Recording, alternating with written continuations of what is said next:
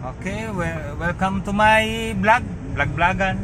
At kasama ko po ang aking mga kaibigan. Ayan. Tsaka ang aking kabady.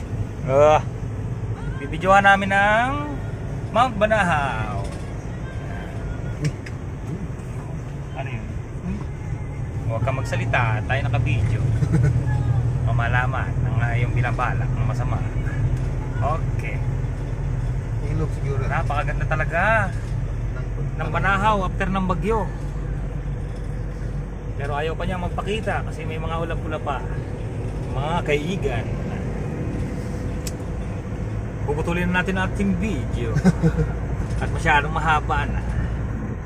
Alright mga kaibigan, paalam na. Hanggang sa muli at mga sa susunod na video na ating kukunin. Abangan. Ito po si Mike. Joke lang.